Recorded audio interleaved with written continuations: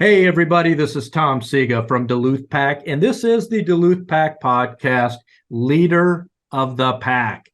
Our special guest today is a true leader in her field. It is Rachel Eggie Gibbs. She is the owner of Eggie Salon Studio in Baton Rouge, Louisiana.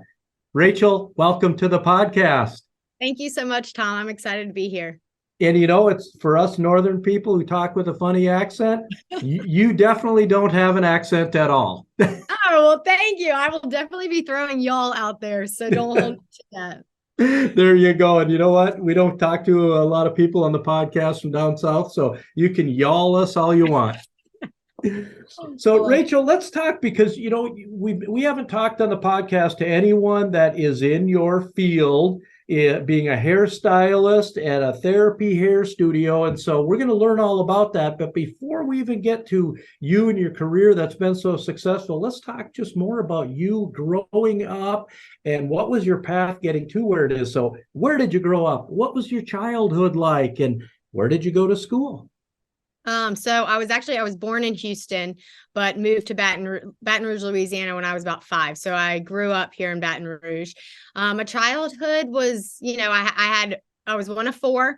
I had a mom who stayed at home and raised us. I had a dad who worked at Exxon, retired from there. We grew up in, just an average size home. We had to have a job the second we could drive. We could only have a car that cost like $5,000 in your first car because my dad knew at some point you were going to nick it or wreck it. So we grew up with a lot going on, a lot of chaos, which I loved. And then here in Baton Rouge, I went to St. Joseph's Academy. It's a private Catholic all-girls school here. And then after that, I went to college and graduated and went to LSU for my bachelor's in marketing. Well, we've been told up here that LSU has just kind of an okay football program there. And look, this year a kind of okay baseball team winning the national championship. There you go. Holy cow, sure. you guys are on fire right now. So you mentioned something about having to get a job as soon as you got a driver's license. Yes. What was that first job? And why in your family, obviously you're a very driven person, but why in your family was that so important? I think to just build work ethic, right? A lot of kids these days, are just given a lot of things. And I think it's super important to instill a hard work ethic into your children. And so it's like the fact that I had to, during the summers, had to be at this place at this time and wake up early and had those kind of responsibilities. So my first job was actually at Smoothie King. And I gained 15 pounds because every smoothie I made, I poured the extra in a sample cup and I drank it. I'm like, oh my gosh, there's so much in these. I learned after I weighed 15 pounds heavier. But yeah, that was my very first job. And then I had different jobs. I kind of like would have one for a year and then wanted to kind of change it, just because I was young and just wanted different jobs or whatever. But I thought it was good that we had to do that. So from those jobs, what were some of your takeaways that you really you felt like maybe at the time you weren't learning it, but you look back now and you go, boy, I learned some really good long-term skills doing those jobs at 16, 17 years old. What would some of those skills that you could correlate to all the way forward now? One of the biggest I would say is probably customer service. So Smoothie King, I worked in restaurants, did Hollister, so like retail, right? So it was always about the customer and giving them the best experience possible, whether you're buying a smoothie, buying a shirt, or you're ordering food. So I think I've carried those, things that I've learned into, obviously the industry I'm in is all about customer service and making sure that client has the best experience. So that's definitely something we learned early on. Rachel, I did a little bit of deep diving on you, and at 14 years old, you knew that you wanted to be a hairstylist. All right, what gives? Okay, so this started in high school. So in school, I always did my friends' hairs for all the dances. So I was doing the hair and makeup for it. And so that's actually where my passion started. And so when I went to graduate, I told my parents, I'm like, okay, I want to go to cosmetology school. And then my dad was like, hold up. He was like, we're going to college, you're getting a degree. And then, you could do whatever you want to do. So I'm so glad he did. But, that's when I went to college. And even at LSU, I was literally in the dorms cutting people's hair, thinking that I could cut layers. And I would cut those shelf like haircuts that is not balanced at all. But I just pretended I knew what I was doing and I just went with it. But I just had this passion for just like, I don't know, when I did the hair for dances, people they would feel so amazing and they would get so excited. And that definitely is where it started. So at LSU, then what did you major in?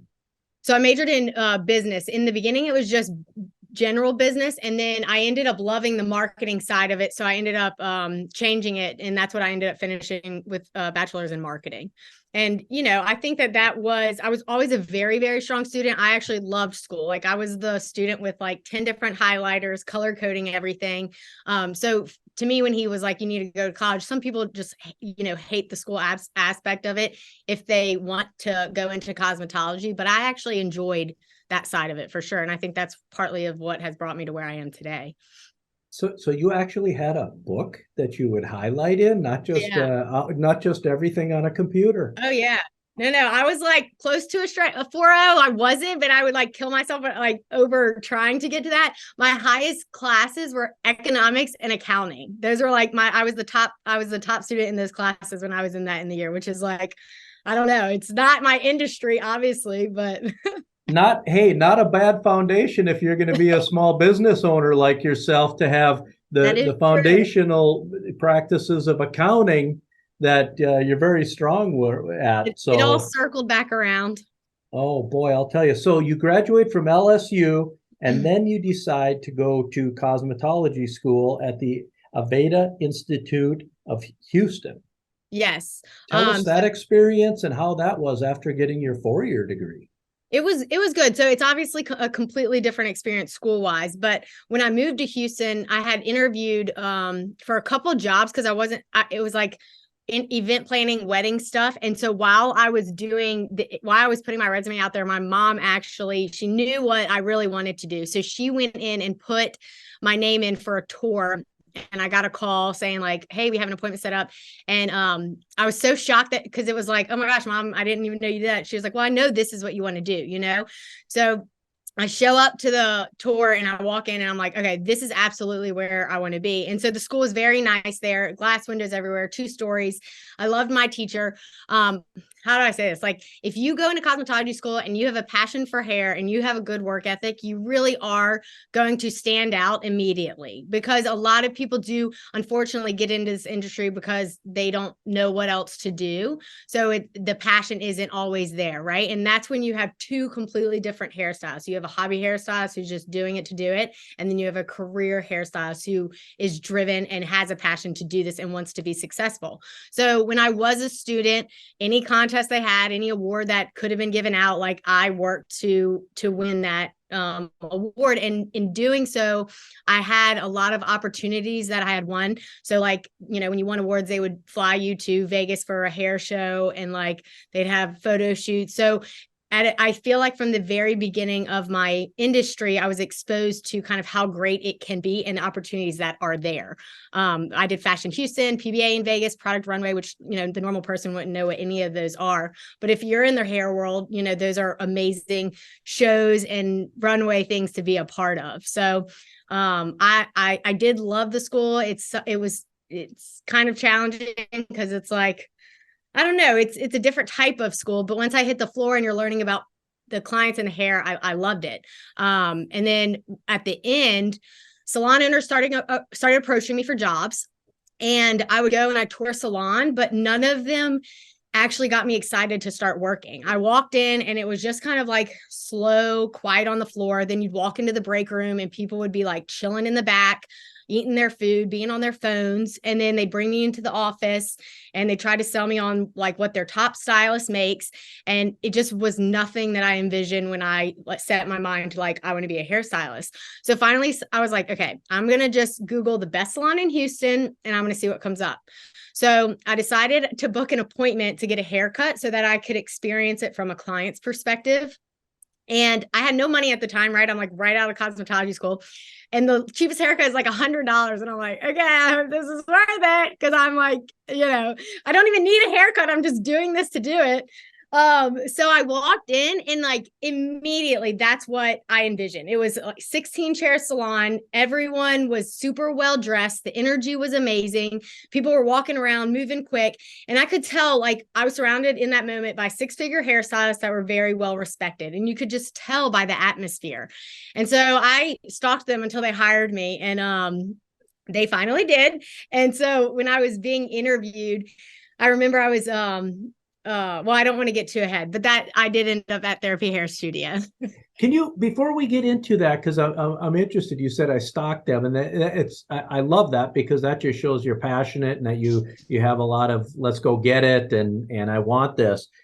But let's go back to cosmetology school itself at Aveda Institute in Houston. What does a typical day of school go through when you're in cosmetology school and then you want to be a hairstylist?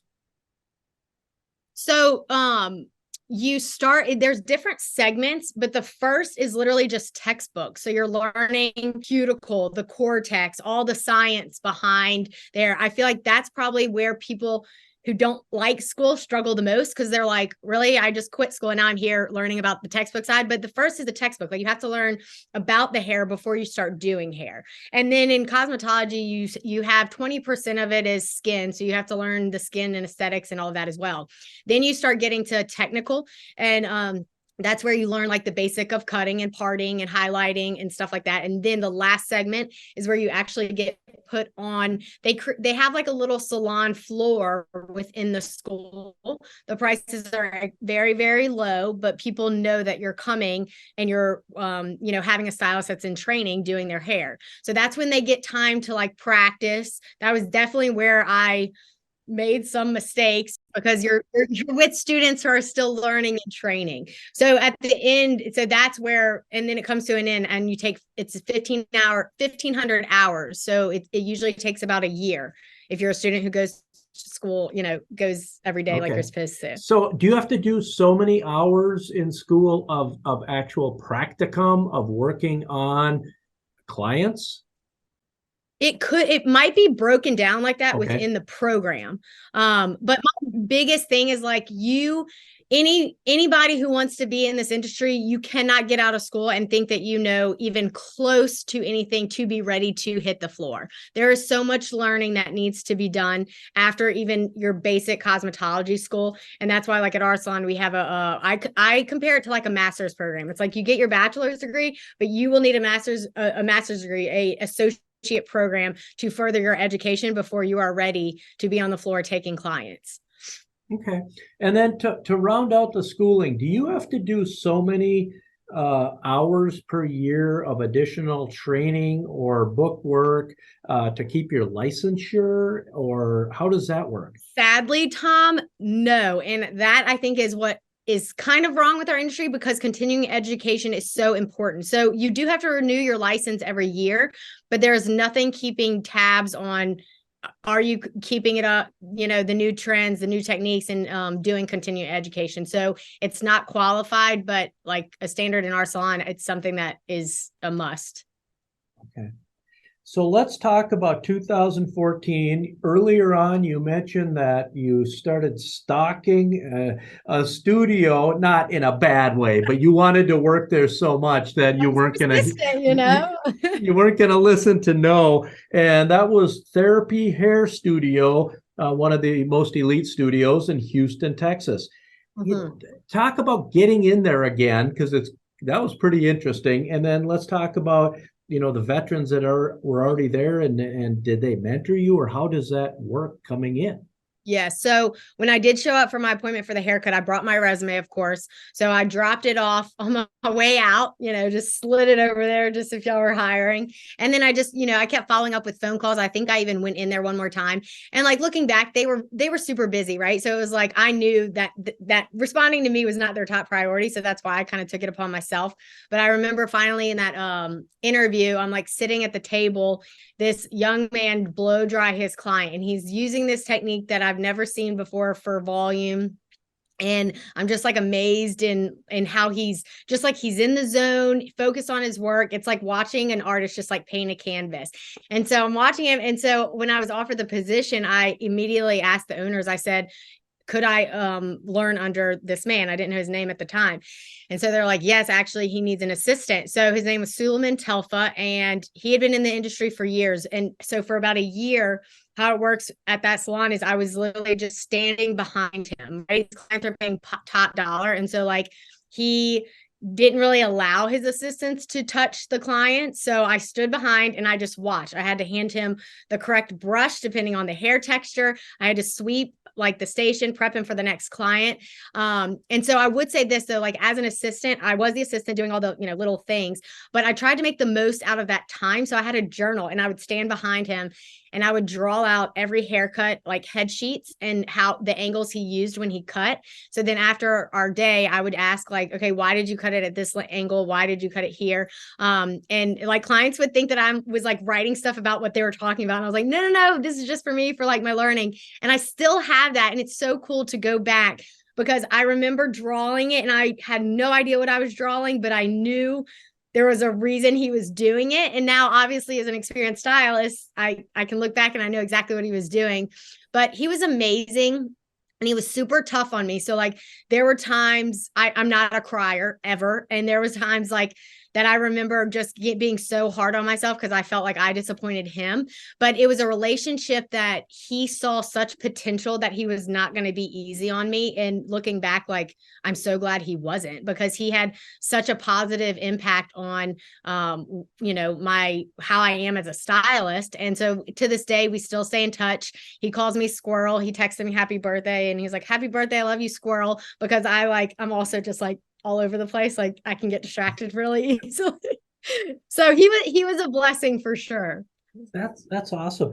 So for two questions back to back. One is, how do you get paid in your industry? Because the first year, if you weren't touching clients, you had to get paid somehow. And then, right. And then my next one, the follow up is, how do you begin gaining clients, and how do you get paid then? So typically, if you're just hitting the floor as an assistant or associate, it's going to be an hourly rate. And knowing a lot of salons, like I kind of know the hourly rate that it is, and it's not a ton, right? Like we start at an hourly rate, and then they can earn promotions, or they can earn. So they'll start at, I'll be honest, so they start at 10, and then every time they hit a certain amount of services behind the chair, they get a dollar raise. Okay. So by the end of their program, they get paid 14 an hour plus all their client tips.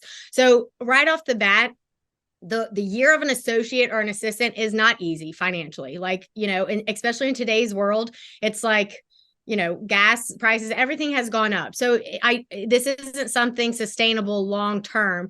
So you do have to kind of figure out what sacrifices can I make, knowing you're seeing the bigger picture of what the potential is when you finally become a stylist, right?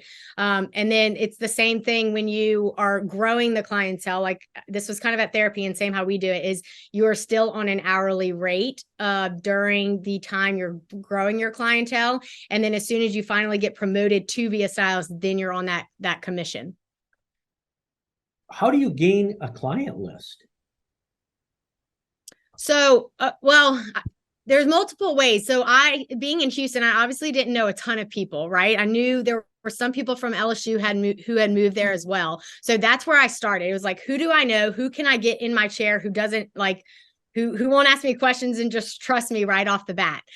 So when I started earning days behind the chair, I would reach out to anyone and everyone who lived there. And, I assisted that they would get in, and then I assisted Sully and some other stylists, and I would always try to get to know their clients because their clients know people, right? So it's like if they left and was like, oh my gosh, Sully has this new assistant, and they had levels of pricing. So it's like maybe someone didn't want to pay Sully's prices, but they'd be okay with me as, an assistant.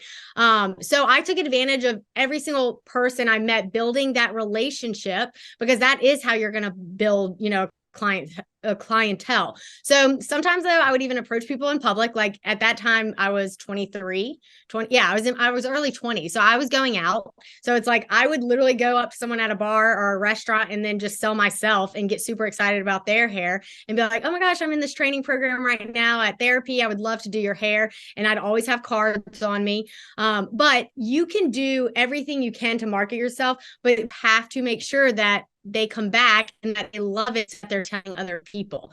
That's going to be the quickest way to build your clientele. Is people fall in love with you, people fall in love with what you did, they leave there, and then they just start telling people. So that was probably the quickest way. And then of course the marketing side of it with like Instagram and stuff, you gotta utilize that too.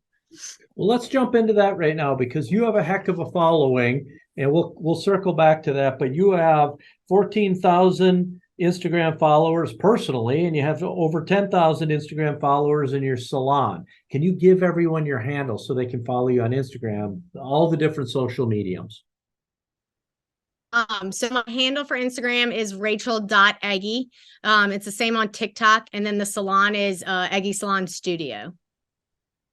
Okay, say that one more time for our listeners. Okay, my Instagram handle is rachel.eggie, and that's my TikTok user as well. And then the salon is Eggie Salon Studio. Perfect. And we'll circle back so we can get more people following you and Awesome. Thank you. and more people coming to your business. What does a typical day look like when you were working at the therapy hair studio in Texas? And then we'll move forward to when you started your own business here. Okay. Yeah. When I first started as an assistant, I did anything and everything really that needed to be done for the stylist and the salon, mixing colors, sweeping, shampooing, handing them brushes, handing them foils. I even like painted some clients' nails. Sometimes I would sit down and offer that inventory. So the days were definitely very long, but they went by really fast. So I feel like every day kind of seemed different, which I think that's the fun thing about this industry is like, because you're seeing different people every day, you're talking to different people. But yeah, and then when I started seeing clients, my responsibilities kind of shifted. And so I'd get to work, I'd print out my numbers, I'd see what the day before, I see what I looked at like what I would be doing that day because I had goals that I had to hit to keep moving forward. So they were fun. I mean, I honestly loved every day that I was there. So Rachel, in October of 2015, you started House of Eggie, where you began freelance working at Kiki Culture Salon in Baton Rouge. So now you come back home, and what's that all about? Okay, well, first off, I loved Houston. Looking back, I don't think at the time I really knew how long I was going to be there. But once I started working, gaining this clientele, it was like the vision was in my head and it kept growing and it kept growing, right? So when it was finally placed on my heart, it's like, it is time to come back to Baton Rouge and build what I keep thinking about. So that's what I did. I moved back and I was starting from nothing, right? So it was like, I guess the biggest thing is I didn't want to start my career and then have to start completely over. So I wanted to know, where did I want to do this? And I knew that I wanted to do it where my family was, my friends were. Like, I want a lot of kids, so I want them to be with the family that I grew up with. And I did have people saying, you don't need to leave. You don't need to leave. And I was in a place where I could have been extremely successful, but I wanted to bring that opportunity here to Baton Rouge. And so you started by freelancing. Yes. So I started with freelancing. So the biggest thing was I didn't know the business side of things, right? Like, I was so excited. Starting my own was business. I knew it was going to be fun, but I knew it was going to be a huge learning curve because, of course, I've never done this before. So I specifically went the route of booth renting because I knew that I could learn the business side of things through that. So I started with opening an LLC, creating a name. And at the time, the name was House of Eggie. And then from there, figuring out, the target market, what I'm going to price myself at, what am I going to do as a marketing strategy, finances. That's a huge thing when starting a business. Like, you want to be smart from the beginning. So those are kind of the things I got in line with when I first moved back, which was interesting because I hadn't done it before. Now, you said you rented a space at a current salon. So they have all the equipment, or how does that work? Yes. Okay. So a booth. So you have two different business models in the salon. You have booth renting, and then you have commission. And so a booth renting salon is where you literally just pay the owner just X amount of dollars for that chair. The chair is there, but then you have to provide the color, all your products that you're using, stuff like that. So it's pretty much a place for you to work. You have all your own overhead of inventory and stuff like that. You schedule your own clients. So you pretty much are just kind of like your own business within the chair. And how did, in that, as you're growing that, you're renting a chair, did your social media, were you doing it at that point? And how much effect did your social media have on your client list growing that when you just came in cold back to Baton Rouge? Yeah, so I started with social media literally from the beginning. And I just recently told my associates this too. I said, do not wait till you are a successful stylist to get on social media. I said, you will grow a following way quicker if you are bringing them along your journey so that they see what you're doing. It's like your followers need to see the work that you put in to get to where you want to go. So I was on Instagram, like stories. I was working 13-hour days. So I would post a mirror selfie at the end and be like, until tomorrow. My followers knew exactly what I was doing. And so I think that was huge because social media, it's not just to put like information out there. People want to know stories. People want to know the person behind the page. Right. So I do think that definitely helped me grow as quick as I did. Today's episode is brought to you by our friends at Mike and Jen's Hot Cocoa. Introducing Mike and Jen's Hot Cocoa, crafted in Duluth, Minnesota, the hot cocoa capital of the world. With just 5 simple ingredients, including high-quality whole milk powder, it's sure to become a family favorite. Get yours today. Shop at the Duluth Pack store or online at duluthpack.com. Awesome. And then a short time later, in November of 2016, you said, you know what, I guess I'm just going to jump in head over heels. And you opened the Eggie Salon Studios in Baton Rouge. Gosh, Tom, you say it as if like I could have done it overnight. I wish it was that easy. But yeah, no, it was a journey. So I was really excited because when I moved back, my goal was 5 years. At year 5, I wanted to open a salon. So by this year, it was year 4, and we were 8, and I was able to do it. So I ended up, to recap on those past years, I was fully booked within 2 years. At that point in my career, I was working 12, 13-hour days. I was shampooing. I was the front desk. I was every role, and I was booked just like back to back, and I could not do anything else. And I knew I was at a cap. So I was like, this is my time now to start expanding. So I moved into a salon suite where it's like a little larger of a space. It's your own little space, right? And it only had 2 chairs. And at the time, I started the process to build this new salon, and people would be like, oh, like, are you going to have a team? How many people is it going to be? And I had just hired my first assistant, and I was like, it's probably just going to be me and her, which is fine. We'll just, see how it goes. Well, in that space, I grew from 1 to 10. So 2019 was my first hire. And then within a year, we were at 10 employees. So that was by 2020 when we opened up. And through that, we had COVID, right? So we were shut down, and then we came back into the suites, and they said you could only have 4 people in them. And I'm like, well, we have like 15 at a time. So like, that's going to be a problem, but as an owner, like, they're my responsibility now. I wasn't going to let them down. So we figured out ways to make it work, and we did. So 2020, I feel like, was an amazing year because I had a team of amazing girls that stuck with me through all of that. And then our clients, like, they were so patient with us. Like, you don't understand. We were crammed in this little space with 2 actual salon chairs. And then we would like whip out iron chairs, and I would go to like Home Goods and buy mirrors to create news stations. And these people would be like waiting in the hallway, and they were so patient because they knew what I was working towards, and they wanted to be a part of it when that time came. So 2020, November the time came, and it's a whole nother, having like an actual location versus being freelance is completely different. right? So like you have an actual salon, so you have a physical location, which I was able to build up from ground up. So the design is what I envisioned. The places, I love it. And then you need a team. You're not by yourself anymore. So you're not, it's like you're responsible for hiring, you're responsible for managing.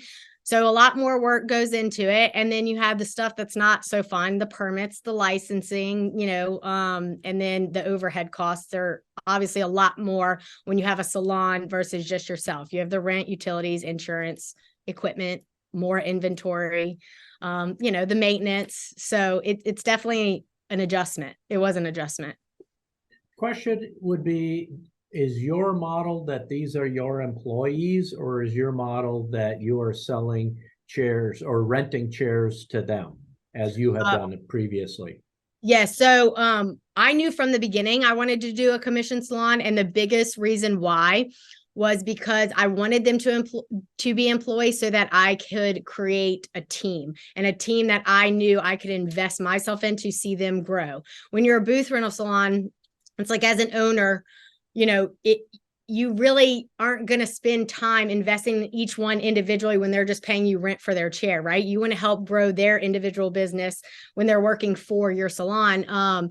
So the biggest thing with that commission, and I'm going to say this in case someone is trying to get in this industry, commission has a negative connotation of people like being taken when you're on commission, right? You don't get all of your services. But what I've had to educate my team on is a salon may take, let's just say 50%, maybe it's 50-50, right? A salon is not, the owner of the salon is not sitting on the other 50% of your services. That 50% is going to paying the front desk, paying for the rent of this entire place, paying for the utilities, paying for our marketing strategy that we spend $80,000 a year on. It's like that is where those other dollars come from. And what a lot of people don't know is a salon profits maybe 7%, maybe on all the services. So when you divide that amongst your team, you're really making like maybe 1% per person, which is not a lot. If someone's like crushing a service, like the salon's not keeping a lot of it. It's product sales is where a salon's going to make their profit margin. So you have to educate your salon people, because if you don't, they will get into this mindset of like, well, I'm going to go rent a chair down the road so I can make 100%. And it's like, you're not, because you have taxes, you have insurance, you have to pay for your own product stuff and inventory. So I did build a business model to where they do make their commission, but because our price point is so high and our average ticket is so high, that they're still able to make, their 6 figures within a couple of years of working here. So that was something that I wanted to create so that it could be a commission salon, but these people still went home thinking like, okay, I didn't get robbed. What is, if you have an expertise at your salon, Rachel, are you known for one type of thing, or are you full service? We're definitely full service, but I would say we do a ton of coloring. So foilage, balayage, blonding, and then hand-tied extensions, but we do everything. To me as a guy, you just spoke a foreign language, but I think our listeners would fully understand. I love it. So in your career, everyone has to have someone who inspires them. Who do you have who inspires you in your career? Okay, so I'm not going to lie. My inspo, he's not a salon owner. He's just an entrepreneur. Like, I do see myself as a salon owner, but I really do see myself as an entrepreneur, because I'm just always looking for the next thing, right? Whether it's salons or a product line or whatever. So Tillman Fertitta is actually one of the biggest people who inspires me. Have you heard of him? I have not. Please tell us. Well, he's a amazing entrepreneur. He owns like the Houston Rockets. He owns Landry Restaurants, which is probably like Southern. This is all probably like stuff in the South. He owns hotels all over. So, I discovered him years and years ago. I stayed at this hotel in Houston. It was called the Post Oak Hotel, and it was a nice hotel. It's like $700-800 a night, and everything about it was just an awesome experience. And so anytime I had that experience, I always ask, who is the owner and why did they build this? What's the why behind this? Because there's always a why, right? And so sure enough, They tell me his name, Tillman Fertitta, and he wanted to contribute to the growth and development of Houston. So he knew that there were people out there that wanted to pay for a luxurious hotel when they came and stayed in Houston, and there weren't many at all in there. So anyways, I started following him. He wrote a book, Shut Up and Listen. I read that. That was very good if you are a business owner. So he's just always thinking outside of the box. And then the biggest thing that I love about him is how involved he is with philanthropy. Like, he gives back millions of dollars a year to charitable causes, because it's like, I think that's really important when you get to a point, not even when you are successful, like, you should always be giving back, but when you get to that point of success, it's like you have stuff to give back. Like, you want to give back to the community that got you to where you were today. And I think he sees that. He has always seen that. That's awesome. What a great mentor to have. One of the things you had mentioned is, because you're obviously a for-profit business, and that's not a bad word to say, is that you not only do the styling, but Rachel, you also sell products. Tell us a little bit about products you sell, and how does the salon make their money off that, and how does your ordering and inventory process go with all of that?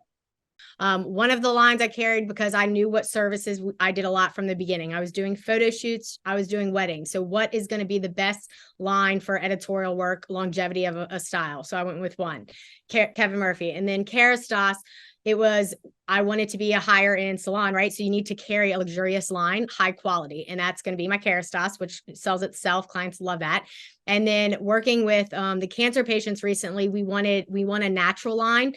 So we've been working with what's called Euphora, and we have relationships with all of the reps. But I will say, Euphora, when you're working with smaller lines, like Euphora is a smaller line. It's not something that's all over in all salons. Okay. You get more of a personal relationship with the reps, because, at some point you can't have that intimate relationship with the product reps and distributors, maybe the reps, but not the distributors. And I find the distributors know the most when it comes to business. Like, you want a rep that can bring something to the table business wise. Right. So that's kind of where we found Euphoria, is that this was actually two people that became distributors of this line, and they literally were so persistent with me for 4 years. They would come in and I would shut them down, and I would shut them down, and I would shut them down.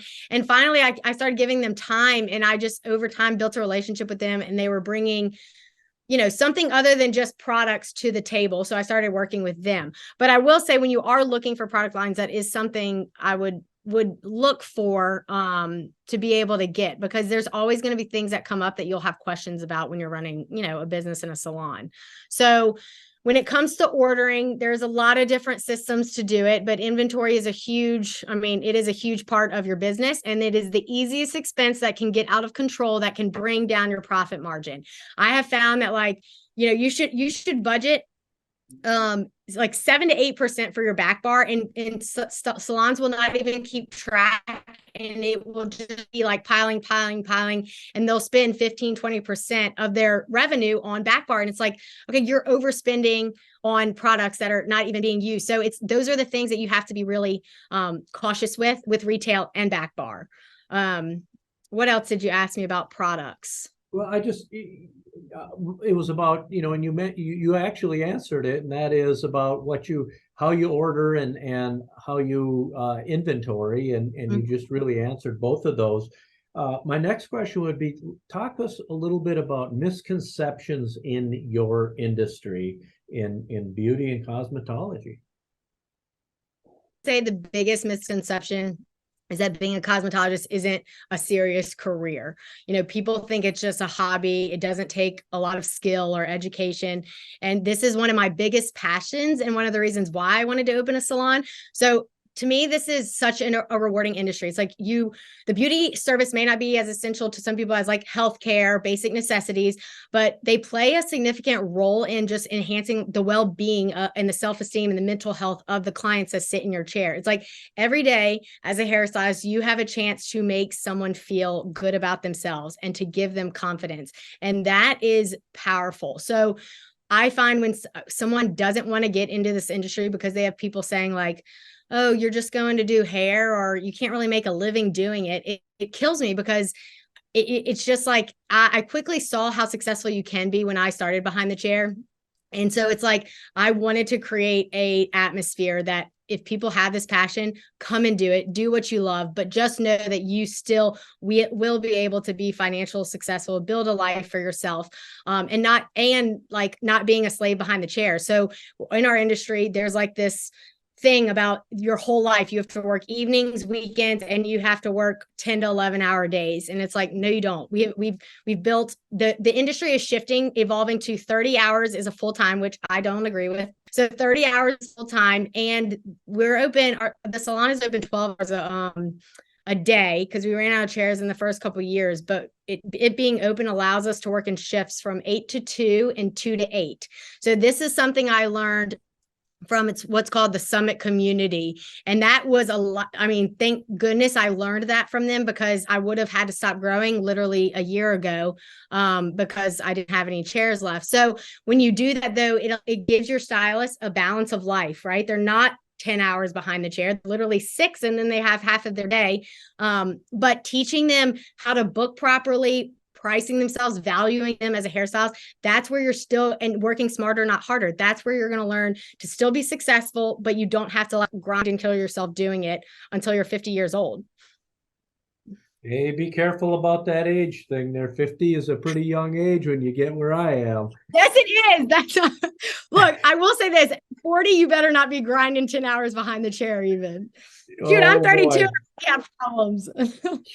I'll tell you what, I wish I had half the energy I had at 32. Rachel, what advice at this point would you have for somebody who's seeking a career similar to yours? As a hairstylist, I would say absolutely do it. All I would say is find a good school, or find any school, graduate school knowing you have a lot to learn, find an amazing mentor, someone that you can learn from, and be patient in that process. Because I think that was my biggest struggle, is as soon as I got there, I was like, no, I'm ready. I can do it. And it's like, you're not, you just have to wait, because that year that you'll learn after school is going to bring your career to the next level. If you can be patient and make the most of that time instead of rushing through it, just know this is where you are. This is the chapter you're in, and how can I get the most out of it?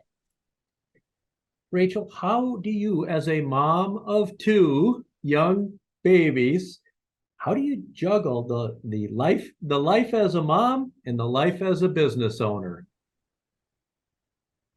It's funny. I actually just did a post on Instagram about this, about my virtual assistant. But right off the bat, the answer is delegating. So I have learned to delegate tasks both at home and within my business. And you have to learn how to do that whenever you can. Like at the salon, I have a manager. She does so much that I used to do, has taken so much off my plate. I have a virtual assistant that actually lives in Canada. So she's like in a completely different time zone, but I delegate like little nitty gritty stuff that I know that I have to like get done, whether that's personal or business. Then I have a personal assistant that can like run errands for me when I don't have time. And then we do have help with the kids at home during the day. So it's like, I can't do it all. And if I did try to do it all, I would be bad at everything, because I know that I wouldn't be able to be giving what I should to that part of my life. So I would definitely say delegating. Communicating and setting boundaries. So like the salon knows when I get home, I usually get home around 4. And after that, it's like, do not call or text me. You probably won't even be able to reach me, because that's my time with my kids. My husband is home. It's like, we need to eat dinner. We need to get them ready for bed. So, setting that boundary from the beginning of like, hey guys, if y'all need something at this time, unless it's an absolute emergency, just call my manager, and she'll take care of it. So that's been huge. And then I would say taking care of myself.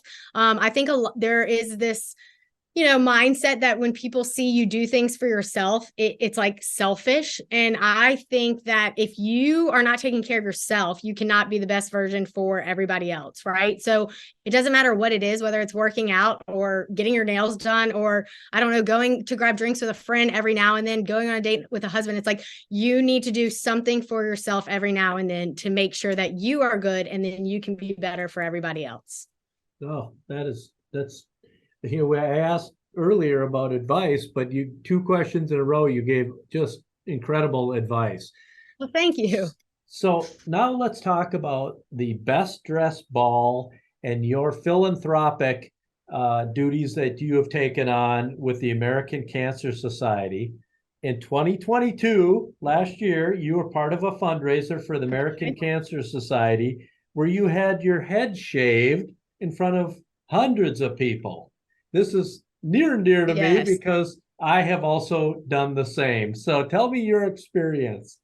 Okay. So in January of 2020 or 2022, they asked me to be a part of this.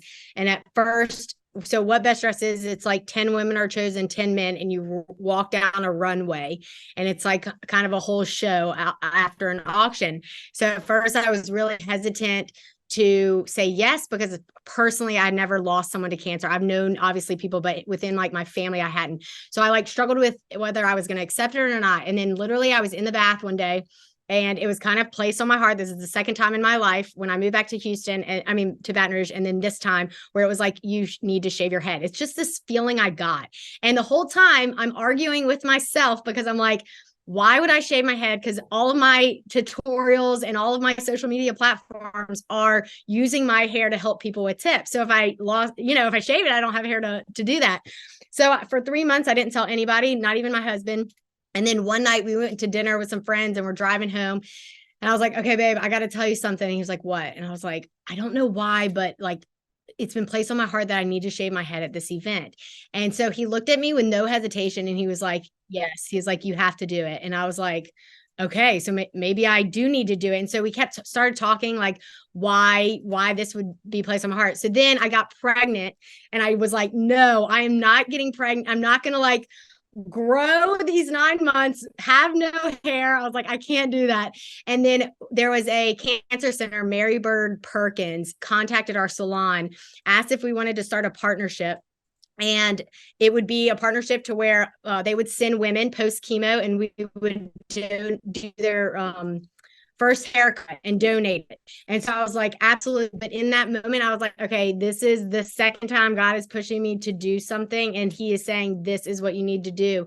And so in that moment, I realized if I shaved my head, because here we are helping all these women post chemo, I can actually help them through every phase of grow out because it is so challenging. I've created so many videos already because if you just grow your hair out, you're going to get a mullet. So it's like my goal was to find a cute way to style every single month of grow out to where it was cute, but you aren't backtracking any of the grow out, if that makes sense. So it's like women were coming back with different texture hair. They didn't know, what products to use, how to style it, when to cut it. So then my mind shifted. I was like, oh my gosh, I'm literally supposed to just use my platforms to help women who are going through. And it has been unbelievable on TikTok. So I have about 57,000 followers on TikTok. So that has brought a lot of new followers to Instagram. And I'm working with women all over the world, like someone from Australia, someone from Belize, mostly in the States, but hearing from people all over has been amazing. So now it's gotten to that point where I do my videos, but people will just send me pictures of what phase they're in. And then I just send them all the old videos that I took during that phase. And it tells them exactly like what to do. Wow. I mean, I think about it. Well, tell us the process. So you went through and then you're up on stage somewhere and you're going to get, part. I mean, you're number one, you're a woman, right? So your hair is a lot more important than it is for us guys. And you have beautiful hair and now you're going to have it all shaved. So the event, it was 2,000 people. Okay. And you're walking down the stage and music's playing. And so typically you do a dance and then you go back and you're off. So I was paired coincidentally with an oncologist doctor. He's an oncologist and, he was going to be the one to shave it. So I reached out to him a week before the event. No one still had known. I told him what I wanted to do. I was like, I think it would be very powerful if I shave my head, people see, so that I can continue do this journey afterwards. So I met with him and he goes, my original plan was to shave it and then to wear a wig on stage and then take off the wig. He had the idea of actually shaving it on stage because he thought that was going to be more powerful for people to see, because there had been people with loved ones who had to go through it. So I was like, okay. So we had it planned. And then, the day before is when we told the director of the show. No one else knew still. So it was the director and then the person like guiding us. So we're about to walk on stage, and I always thought I was going to be somewhat tipsy, because at an event like this, you're just like, you're at a party, you're at an event. Well, being 3 months pregnant, I was not tipsy. So I'm like, here I am, like sober. And so I'm about to walk down the aisle, and Carrie, the girl who was running it, was like, "Are you nervous?" And I was like, honestly, I'm so at peace with what I'm about to do. I'm more nervous about my dance moves and what they're going to look like on this dance floor sober. So anyways, we start walking and we're dancing. And so I really thought I was going to be strong, but I got halfway through, and we were supposed to make these like V's and go down one side, and I couldn't. I like started thinking what was about to happen, and I like my chin started quivering. I was like shaking. So I just like worked my way back to the middle and just kind of like danced in my place while Sanjay did his dance move. And so then finally there was a song shift. And so we held up a sign saying that like, this is in honor of all the strength of the men and women who have gone through and battled cancer. He did it like, right on stage. So it was amazing. I'm so glad that I was sober, because I can vividly remember every face surrounding that stage, and just the tears and the emotions that were happening. And it's like, I don't know. I was so emotional. I didn't even realize. So when you watch the video, you can tell I was definitely holding back tears, and he was there like saying supportive things. And then like my husband was literally like on the side of the stage, and I look over and it was like half shade, and he's like, "You're beautiful." And I'm like, "Oh my God. Okay." And so, but I tried to stay as strong as I could. But yes, it was neat. It really was. And I don't think I realized like they had shut down the auction, and then someone called and told me later that after the auction was closed, that happened, and there was $70,000 more of donations that came in, and people just going up saying, "I want to donate." And I think what it came down to is just reminding all those people why we're here in the first place. Because yes, it is a event and a fundraiser for cancer, but essentially it becomes a party, and it's people are there in nice dresses, and they're drinking and they're having fun, and it was just like 10 minutes of just like, no, this y'all, this is why we're here. So and then it grew back. And then it grew back. Well, look, I'm like a year out, so I still have about 10 more months to go before it's like back to what it was, but we'll get there. It's interesting, just to interject a little bit, is in 2011, I did the exact same thing for cancer at a trade show in front of thousands of people, and I would do it again in a minute, is the only thing I can say. And for me, I had lost an uncle to cancer. I mean, other family members earlier, but an uncle that I was close to, and kind of did it in honor of him, to not realize at that time, a year and a half later, my dad would be diagnosed with cancer, and we'd lose him 9 months later. Gosh. So for me, it was it meant a lot later on that, you know what, I did it, and I did it for the right reasons, not knowing what was coming in the future. So pretty cool. And I got to give you a high five for that, because for a woman to do that. And on the way home, it was very cold up here. I get off the airplane, and it's like 25 below zero in the middle of January, and actually met Joan Jett in the jetway, and she looked up at me and she goes, "Your head must be freezing." I'm just bald. You can feel everything when you don't have it. You certainly can. So Rachel, let's get off the business thing. We're going to go to a segment of the podcast, and it's just a couple real rapid fire questions called the Packed Questions segment, so we can get to know you a little bit. What's your favorite movie? Armageddon. It's a classic. It makes me cry every time at the very end. I love it. Where is your favorite place that you have ever traveled? Iceland. So my husband and I went there a few years ago, and it was awesome. If you like to just kind of like be adventurous and hike in caves, it was like 1 second we're surrounded by green hills, and then the next we're surrounded by hundreds of ice glaciers. It's like every area looked and made you feel like you're in a different place. So that was really cool. That is really cool. Rachel, what is your biggest fear? Oh gosh, someone asked me this the other day and I didn't know. I on a serious level, I like losing someone you're like really close to. You gave some great advice earlier a couple different times, but I want to know, and our listeners want to know, what is the best piece of life advice you have ever received? From a business owner, I'm going to say, and I said it earlier, but this literally set my mindset.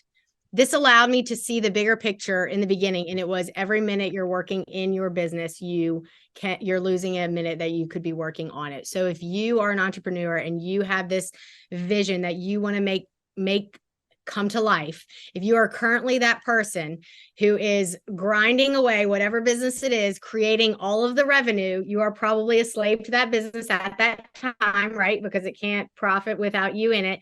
You have to start making milestones and goals of how to set yourself out of that so that you can focus on the bigger picture and then empower others to keep the business going.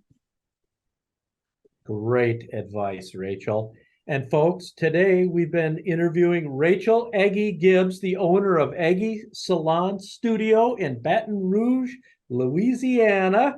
And Rachel, give us those handles again so people can follow you on TikTok, on Instagram, on Facebook, all of those. Yes, my Instagram and TikTok handle is going to be rachel.eggie, Eggie is the last name.